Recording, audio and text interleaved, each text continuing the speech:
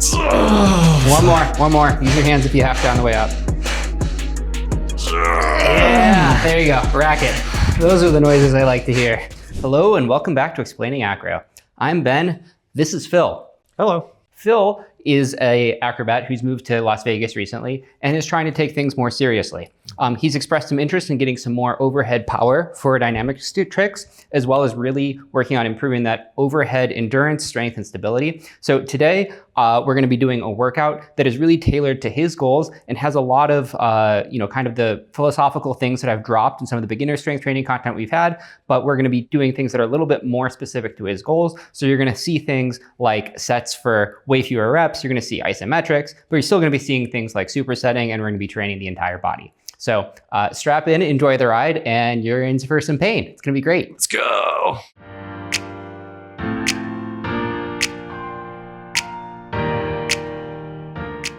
Here we go. So let's have you look at the bar at the top. Doesn't have to be a big one, but because in Acro, we're going to be generally looking at our flyer, I like to practice kind of looking up. So I basically like to do 10 reps with something that is, I could easily do for 20, 5 reps with something I could easily do for 10. And then I'll do basically like singles and doubles progressively as towards my working weight, kind of depending where it's at, sometimes go a little bit heavier than the working weight. So now that we've done that, for push press specifically, I like to do typically one set of overhead before I start jumping to push press. Yeah. Like what I just did. Yeah, exactly like what you just did. Do you think you could like push press 95 for 5, like easy. Very comfortably? Yeah. So let's do that just to get you a little bit warmer. All right, now that you've done set of strict press, now we're gonna start adding in some push press. We're gonna be working up to something where we'll probably be working about the 3 rep range with 3 to 4 reps in reserve. So basically something that feels like a 6 or 7 rep max, but it's still moving really quickly. Because we're doing this to focus on power, we're mostly focused on kind of that bar speed.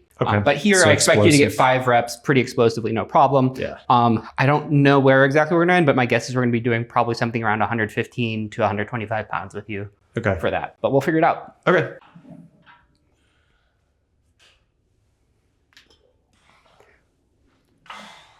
Nice. Everything very quick. Just for here right now, I want to just pause at the top. Okay. And also at the bottom. So we're kind of generating that kind of full throw each time.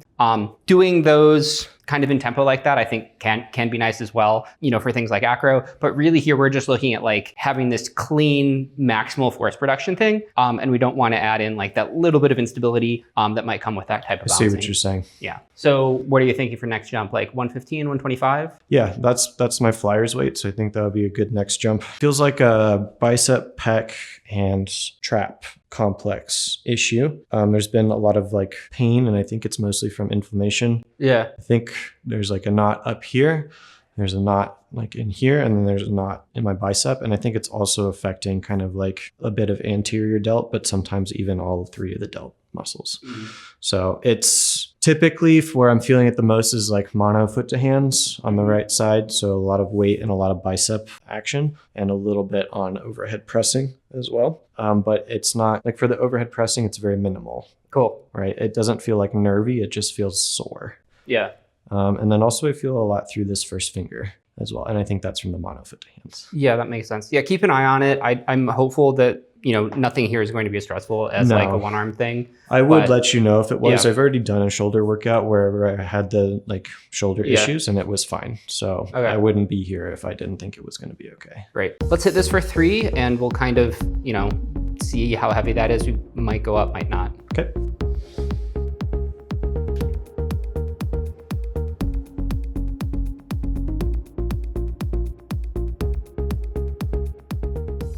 That looks pretty decent. My guess is that's right where we want to be rep-wise. Do you feel like you had another 3 or 4 in the tank? Oh yeah, that was easy. Another 3 or 4 for sure. Okay, but not a lot more than that?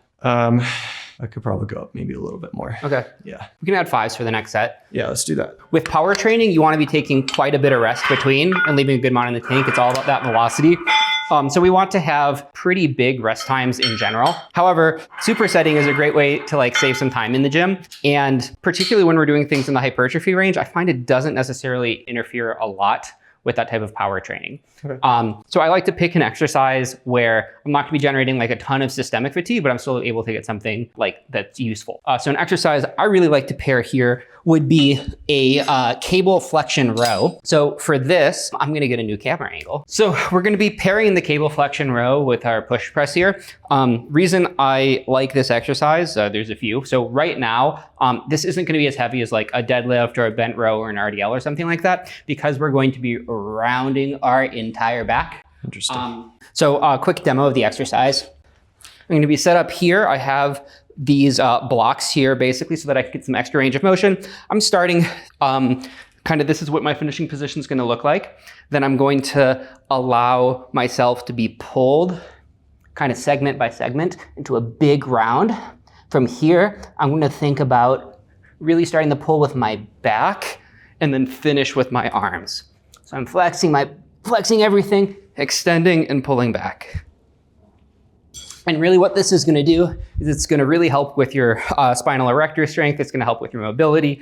It'll help your individual handstand practice. And then as bases, like it's very easy for our backs to, kind of get tight. So this is just really good in making sure that we're staying mobile the entire time. And by, kind of finishing with that kind of traditional, kind of like seated row thing, we're still hitting all that kind of like mid-back.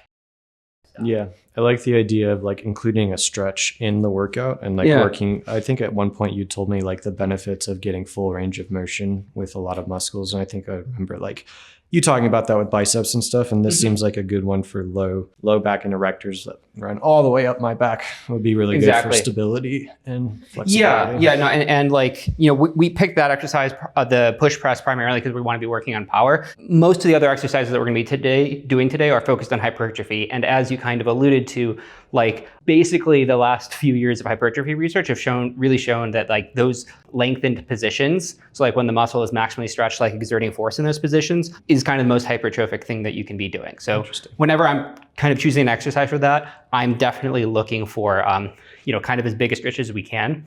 And then too, like there's a lot of, we don't want to necessarily be afraid from position. So like if I'm doing a deadlift, yes, I'm going to have like a stiff lower back. I will let my upper back round while maintaining some tension and stuff like that. But if you look at like a handstand, right, or like a press handstand, like entire spine is moving. So we want to be mobile through our back and, have strength through that range. Yeah, it makes a lot of sense to me. Yeah, so this is should be pretty light for right now just to warm up. We'll go a little bit heavier on that next set. And you are straight in your legs. Yeah, I get my legs straight. And then imagine that your shoulder blades are getting pulled around to the front. Like this. And then round everything and reach as far as you can. Hamstrings. Yep. There you go. Really good. How many of these bad boys are we doing? This should be a warm-up set, so let's try and do about 10. Okay. Do you feel like you could do roughly 20 at this weight? Yeah. Cool. Really nice. Yep, and you're doing a really nice job too of, initiating the movement mostly with the back getting nice and straight and then just kind of finishing with the arms. I think that was 10. Nice.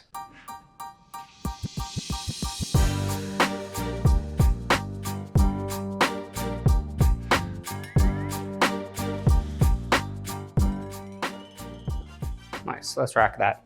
That's looking maybe a little heavy for power training to me. Like I would guess that you have you could probably get another 3, but it would be challenging. So I think we should go down for the next set or 2. Okay. The other little detail that I'm seeing, in your overhead position, you have this kind of arch in your low back. You really want to think about squeezing your butt and almost posteriorly tilting at that. That's also going to give you a lot more force transmission from your legs as you're kind of locking out. If you have that, really squeeze the butt, okay, it's going to be a lot more force transfer, whereas what you're doing is more kind of that. Yeah. And I'm like falling forward a little bit. I'm having to use my arms a lot more. I'm not getting that drive off of my shoulder that I do when I'm really squeezing my butt. Okay. But yeah, let's keep resting on that. Let's do another set of the flexion rows. We're going to bump up the weight on that. Okay. So we bumped up the weight here. We're going to be doing a working set. Because we're kind of doing power and relatively high volume here, I want you to take this set to about 2 reps from failure. So stop when it's okay, I can do 2 more, but no more than that. We're targeting around the 10 rep range, but we might end up doing a little bit more. We also have him wearing some straps now. so that the grip isn't going to be the limiting factor on this movement. That's different. I've never used straps like this before. Yeah. I've only used old school. Yeah, I have some of those too. So these are called Versa grips. They're more of a bodybuilding style strap. I like them for basically anything under a couple 100 pounds, just because you can get them on and off a lot quicker. But like if I'm deadlifting or like RDLing heavy, I use figure 8 straps. Gotcha. Yeah.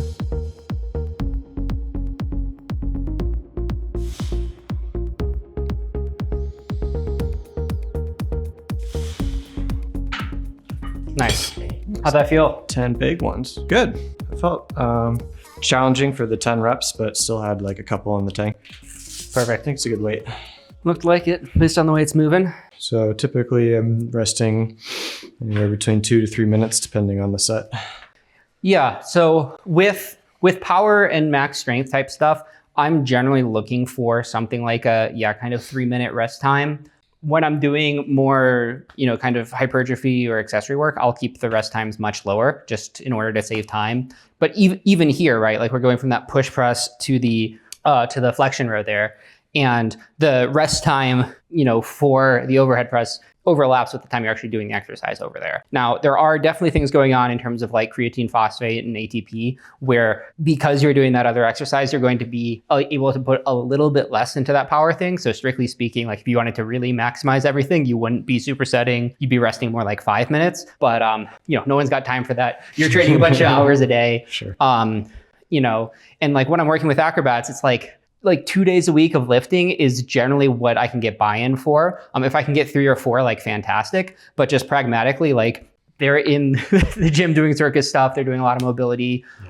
They might be working other jobs and stuff like that. So I'm looking to get as much as I can, like per minute in the gym. And if I have to sacrifice like 5% here or there at the margins, in order to get, in order to like address parts of the body that otherwise wouldn't get addressed, like I'm going to be making that trade-off every day of the week. So on this one, I really want you to think about squeezing that butt as you do the hip extension, maybe even a little bit of posterior pelvic tilt, kind of cueing that. And yeah, so the first set was 115, second was 125. The first one might have been okay, but might have been a little light. The second one was definitely a little bit heavier and moving a little bit slower than I wanted to for power. So this is 120. Hopefully this is right where we want it to be. A sweet spot.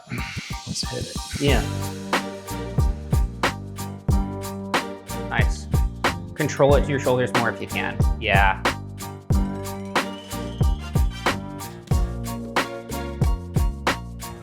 Rack. Yeah, that looked perfect. That's exactly the weight we should be doing this at. Feeling ready for your next set? I am ready. All right, this is gonna be our last set here. We're gonna have done basically 4 working sets, which I think is about right for what we're doing. 3 really fast reps. Yeah, there you go. Perfect. All right, let's rack. Yeah, that was excellent.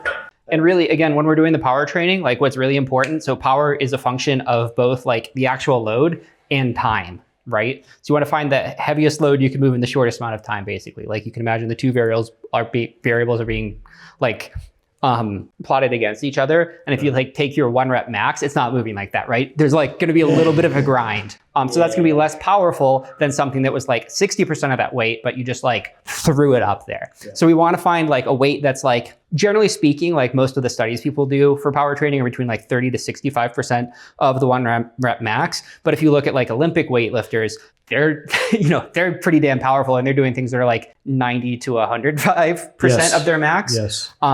And a lot of that is like they've become really proficient at those movements, and they're also compound movements, so that there's kind of more things that are going on that go into that. And when it comes to acro, and specifically for like bases for overhead stuff, I am trying to push it basically as heavy as I can while moving quickly. Whereas if I'm working with like a flyer for like leg ability or things like that, I'm not really worried about the weight as much as I am the speed. Okay. Right. So I'm doing a small trade-off of speed for weight, but not a huge one. Yeah. Whereas like for a lot of flyer stuff, I'm like speed all day. Yeah. Yeah. I think that makes sense. All right, let's get that last set of flexion rows. Let's do it. All right, this set's gonna be 2 failure, so have fun. Pain, here we come. Let's do it.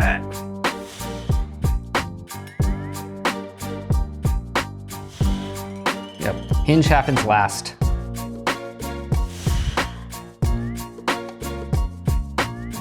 And on the way up, it's going to be hinge a little bit first. rack. So those first sets we were doing had like 30 reps in the tank is what I'm seeing. That's supposed to. Hell of an effort. Were you counting? I wasn't counting. No. We have an editor for that. Yeah, that's post. That's fair. Nice work. Thanks, that was fun. So this next superset that we're going to be doing is overhead press with a front foot elevated lunge. Now, lunges, I think, are a really good position to be practicing as bases. We're going to be doing a lot of a catching of our dynamic skills in a lunge. Also, with this front foot elevation, we're able to get a nice big stretch on our quads and our glutes. So it's going to help build up the legs. We're going to be doing this in the hypertrophy range very much. And because lunges are kind of unilateral, and in particular the back leg, you're also kind of stretching the rectus femoris, which is a hip flexor and a quad that is basically only trained like that.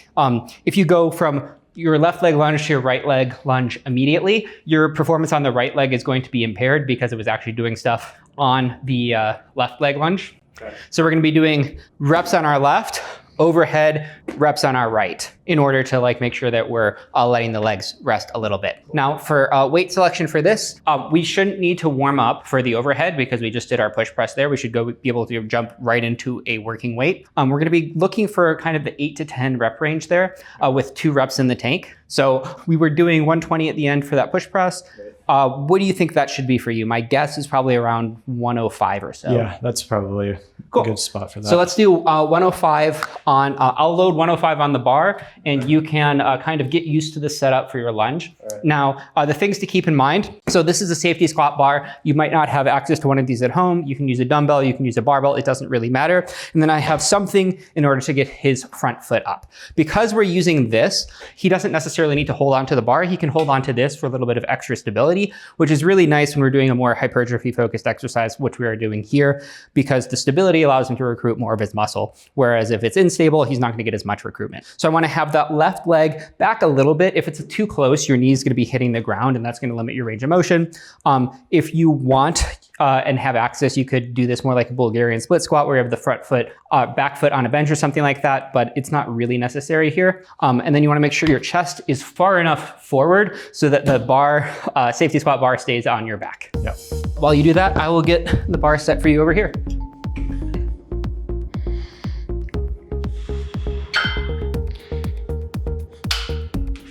Nice, yeah. We're just warming up there. Let's hit a set of overhead, and then let's play with this again. Okay. How many for the overhead? 8 to 10? We're looking 8 to 10, but 2 reps in the tank. On this, I want you to think about squeezing your butt as well, though. Yeah. And also looking up as you press. Get the bar all the way to your clavicles at the bottom if you can. Bring it as low as you can. Yes. Yeah, that's maxing, and that was 6. All right, racket. Good work, yeah. Just that little bit of extra range of motion makes it a little heavier than you're probably used to, but that's exactly what we want. So 1, it's going to get a bigger stretch on your shoulders, so they're gonna get nice and big. And then 2, for hand to hand, we're not here, we are kind of down there. So we want to make sure that we're strong in that range. Okay. Do you think you can handle 95? Yeah, with a couple in a tank? Okay. Yeah, let's do it. Yeah, and let's play with that back leg a little bit straighter and getting that knee a little bit farther over the toe. Okay. Yep. So we want to keep that heel down as much as we can. You're missing a tiny bit of mobility. So what we can do is we can take a wedge like this, put that on there, and now we have that little bit of heel elevation. So the problem with the heel coming up like it was for him is mostly something of stability and force production. The angle itself isn't a problem. So by making this angle happen, he's able to get into this position and in a supported way. You could also accomplish this with something like a weightlifting shoe. I think that was 10. Sure, racket. And how many reps do you feel you had in the tank on that roughly? A good amount, yeah. Probably somewhere in the 10. Let's throw some 10s on there. 10, 15, you tell me. 10. Let's start with 10, see how it feels.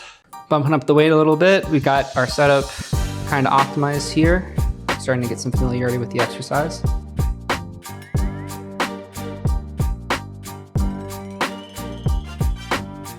All right, let's rack it. Yeah, that was 10. How'd that feel? Good. More of a stretch. Yep. I think more of what you're looking for. Excellent. Yeah. Catch your breath and let's do some overhead. At least 8 to RAR. Yep, bar lower to start. There you go. All the way down, control it. Yep. Rack it. Yeah, that looks borderline to me in terms of RIR. What did you think? I think you definitely had one more. I'm not sure you had two more. Yeah, And that was 8. I felt like I wanted to do one more, but I don't know. How about Yeah, we're starting to do a bit of technical breakdown. Let's Yeah. go a little lighter again. Yeah, this was 95. What are you thinking, 85 or 90? Let me feel 90. I came to work hard today, coach. Well, the last one's going to be to failure, right? Yeah, you have one Maybe. more set before the failure set.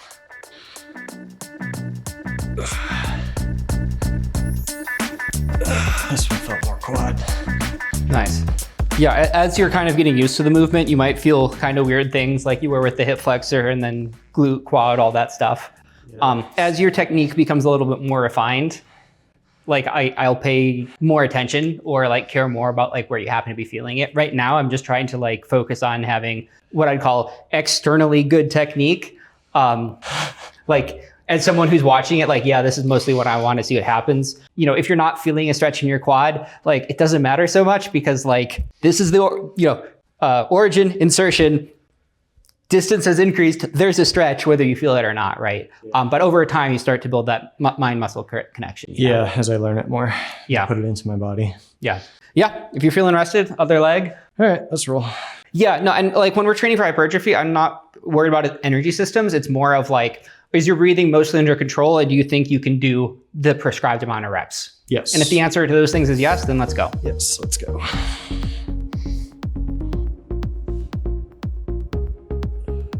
I'd like to see you get a little lower.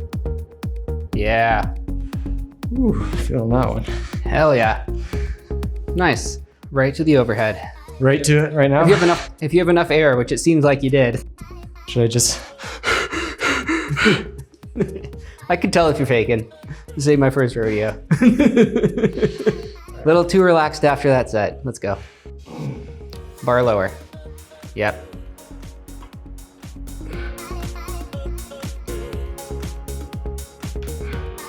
Squeeze your butt.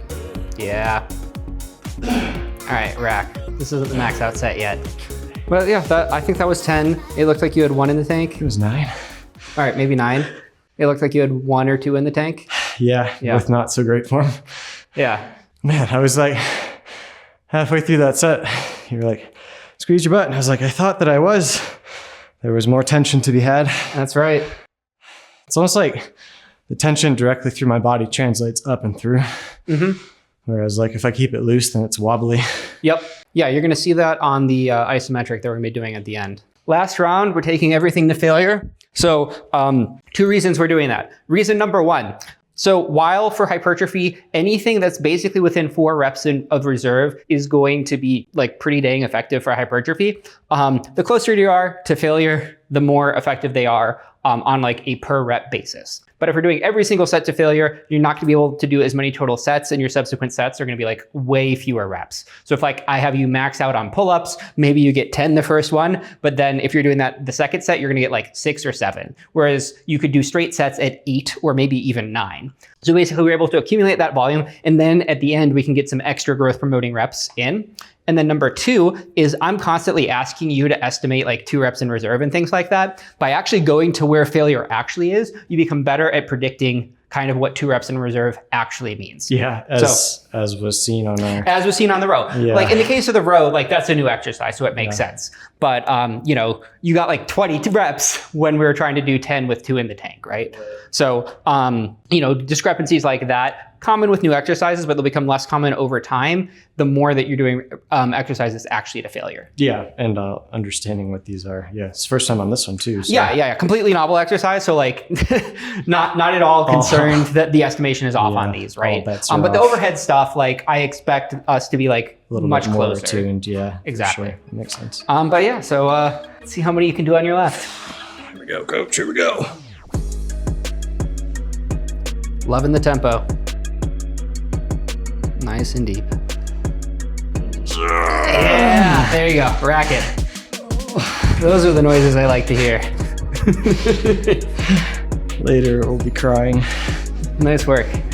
Yeah, catch your breath. a little bit more than you were for the other ones, then I'm gonna be doing that on overhead, and then you got the other leg. Okay. If this was like an 80-pound back squat, like I'd fly through it. you could do like 50 reps, right? Whereas I don't know how many you did on that lunge, but it was probably like 15 or 16. 15, yeah. Yeah, right? If you can get that much work in with this little weight, like awesome. You're now able to like recover much better for acro. So like you have, 300-400 pounds on your back and you're back squatting, like you come to acro the next day and like you're walking a little bit like this. You're not as explosive as you normally are, but like this, it's going to fuck up your legs, but like your back's fine. There's basically no kind of like systemic fatigue. That makes sense. Yeah. Yeah. Oftentimes I schedule my leg day for the following day as like a rest day or something because I don't want to bring that fatigue into the gym. Right. Back squats will get you too. Yep, that's what I'm doing later. Whoop, whoop. Look, dude. Let's get to it then, shall we? Get to it.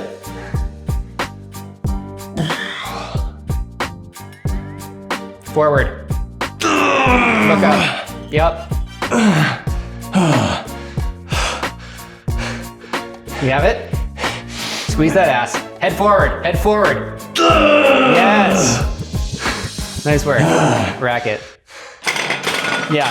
So when you get in that grind position, like your tendency is to lean back and try and just like chest it. Honestly, that's just when you want to go forward. It'll make it go up. And then for acro specifically too, like if this is what you do when it gets heavy, like that's the back falling out for the flyer. Like not good at all. So you really want to be focusing on everything forward. Pushing through those shoulders. Pushing through the shoulders. The chest and Exactly. How many reps was that? I wasn't counting. It's like 11 or 12, I think. Perfect. It's like pretty spot on for the benchmark we set. Yep. All right, let's do it. See if righty could match lefty. We shall see. Or beat it. Push. One more. Slow. Big push. Rack. Excellent effort. So the first exercise in our final superset is going to be a banded overhead hold. Now, this is an isometric position. I really only like these for things that are like very sport specific or for rehab purposes. So this isn't really going to do much in the way of like hypertrophy specifically, certainly isn't going to help with your power, but it is going to make you stronger specifically at holding something directly over your head. So I find this actually translates to both handstands and overhead basing in hand-hand. To get into this, we're going to take our weight and then we're going to push press it up and then we're just going to kind of stay here. So if you're like a little bit arched or like some joints are loose, you're going to feel it very quickly. Just kind of squeeze your butt and chill. We're shooting for roughly 30 to 45 seconds with about 5 seconds in the tank. We're going to be doing 3 sets of this. Weight on this can be like pretty hard to figure out, particularly your technique is a little kind of funky.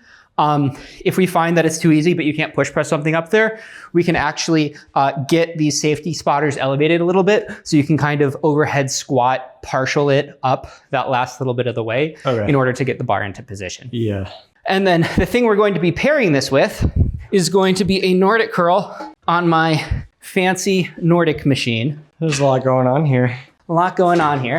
I assume you haven't done these, so we're going to start you at 45 degrees. I have not done these. But this is really just an excellent kind of lengthened biased hamstring exercise. It's going to make everything feel amazing. Amazing. So to do this, you're going to get in here. You're going to start with your chest on it.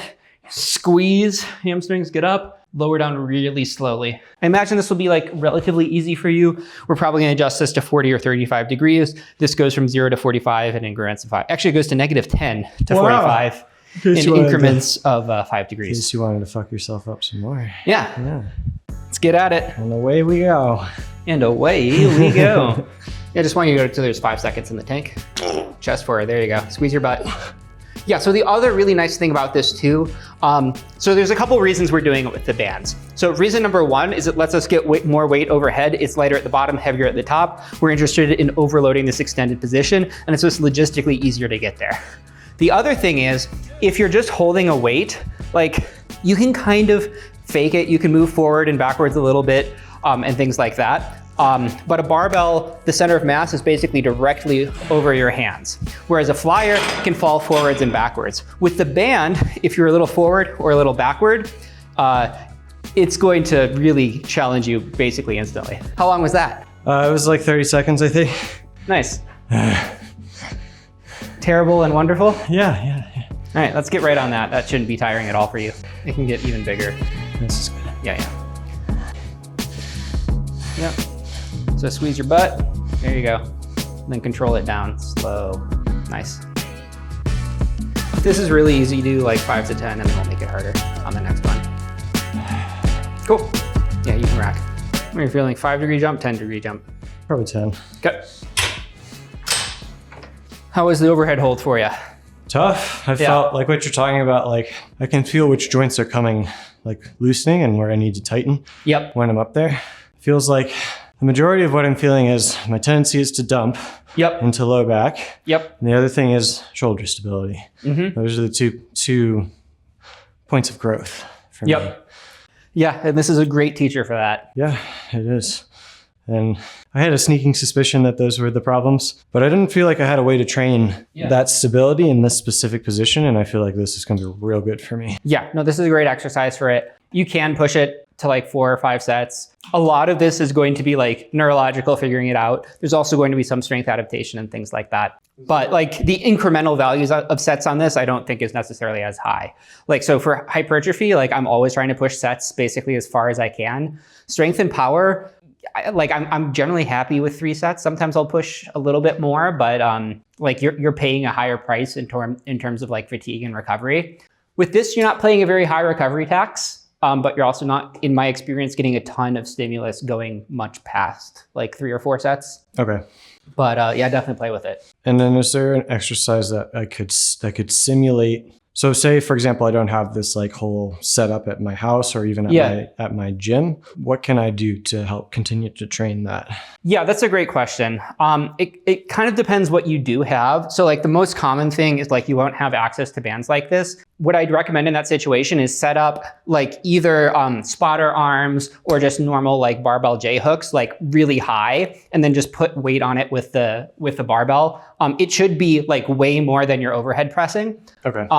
So at the top, each of these bands is going to be giving you about 25 pounds. So it's another 50 pounds. So that's 140, right? So like that's probably above your max overhead, I would guess. Strict press, yeah. Yeah, your max strict press.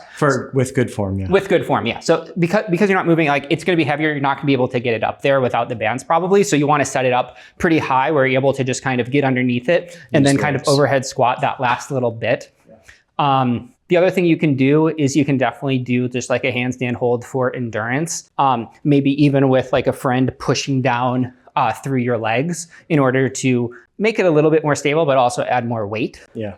But I mean, right now, just a normal handstand hold would be good enough for me because I'm still having issues like holding that strong stability shoulder point. For sure. The other thing I like about the friend pushing down too is it like really tells you, oh, I'm dumping here. Okay. It kind of gives you that same indicator that this does. Yeah. So the band has a very insistent vector, as does the friend pushing it, that you don't quite get with just gravity alone. Okay.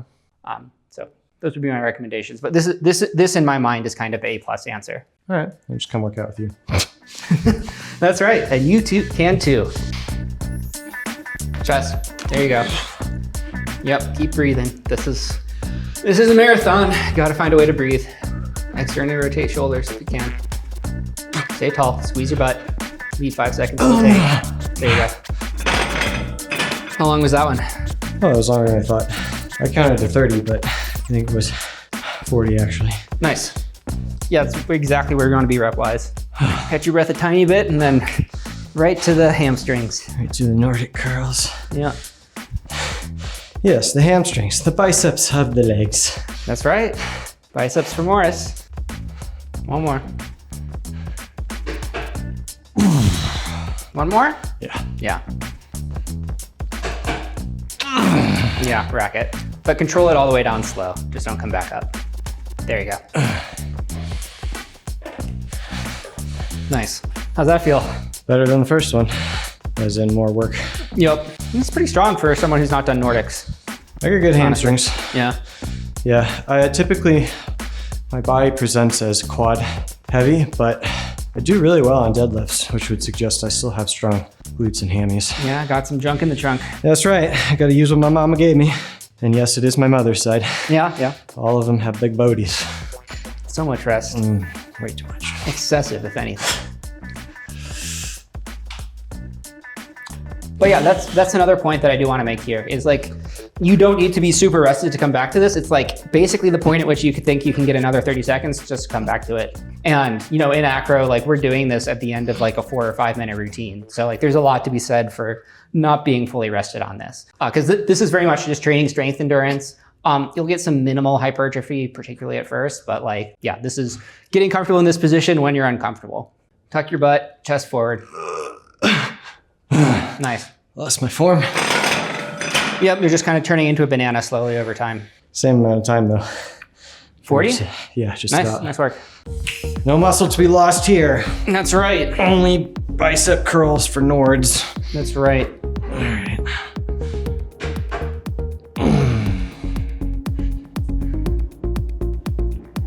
Yeah, all right. Down slow and rack. No Nice. swinging on that one. All right, let's get one more. I think you got it in you. You shouldn't need a lot of rest for the overhead. Shouldn't need a lot of rest, is that what I heard? Should not. Should not. Negatory. You're like talking to me now. Your breathing's barely elevated. What are you talking about, coach? I'm so gassed. Last one. You can take this one to failure. So it looks like you've been taking the last couple to failure. Yep. We're in the rep range we should be in though. So that's what matters here. Head forward. There we go. Squeeze your butt. That's it. There you go. Fight the banana. Fight it. Yeah. Straighten that right on. Oh God. Nice work. Can't fight the banana anymore, coach. What'd you get on that one? That was like 33 seconds. Okay, cool. Yeah, I definitely wouldn't do another set. So what happened here, first set was around 30, it's new to him. Second 2 were both 40. Now it's coming down to 33, performance is starting to drop. That's a pretty good sign that we've done enough. That said, basically all the sets were to failure. So that's kind of the phenomenon I was talking about, like if you're doing, like all your pull-ups. Yeah. Same idea. Yeah. Catch your breath, go to failure on the Nordics, and then we're done. Sounds good. Okay.